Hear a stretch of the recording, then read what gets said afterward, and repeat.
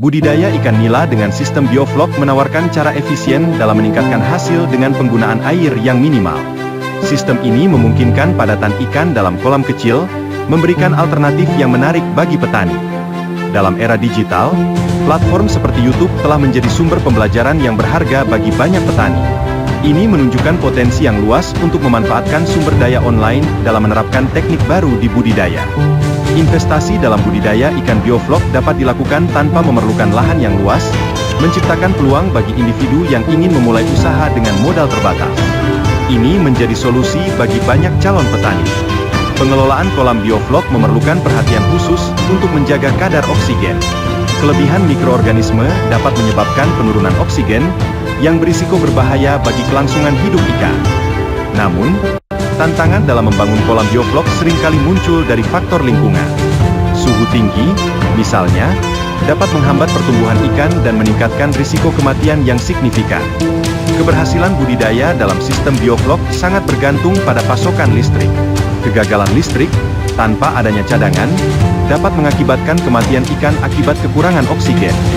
Pemasaran yang efektif sangat penting dalam budidaya ikan, agar produk dapat dikenal luas oleh konsumen. Hal ini akan mendukung peningkatan jumlah pembeli dan penjualan, menjadikan usaha lebih berkelanjutan. Ikan bioflok memiliki keuntungan dibandingkan metode lain, seperti daging yang lebih tebal dan kualitas yang lebih baik. Faktor ini menarik perhatian pembeli dari berbagai kota, meningkatkan daya saing produk. Dalam menghadapi tantangan proses panen dan penjualan, terutama bagi pemula, penting untuk meminimalkan risiko dan memperoleh hasil yang optimal. Pengalaman dan strategi yang baik sangat berpengaruh di sini. Pendederan ikan yang baik mampu menarik banyak pembeli, seperti yang terlihat dari keberhasilan kolam bioflok. Ini menegaskan pentingnya kualitas sebagai faktor utama dalam budidaya. Proses pengolahan ikan yang baik dapat secara signifikan meningkatkan harga jual. Dengan bumbu dan kemasan yang menarik, peluang keuntungan dapat berlipat ganda, memberikan nilai lebih pada produk. Memanfaatkan setiap bagian ikan dalam proses produksi adalah langkah penting. Dari daging hingga tulang, semuanya dapat diolah menjadi produk bernilai tinggi. Pendekatan ini meningkatkan efisiensi dan penghasilan.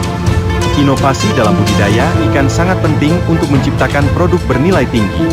Salah satu contohnya adalah pengembangan tepung ikan, yang memberikan nilai tambah bagi usaha perikanan.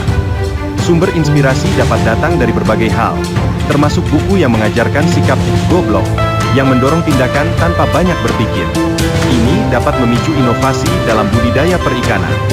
Perjuangan dan pengorbanan dalam memahami dunia perikanan sangat krusial untuk mencapai kesuksesan. Menjaga semangat meskipun ada tantangan merupakan kunci utama untuk bertahan dalam industri ini.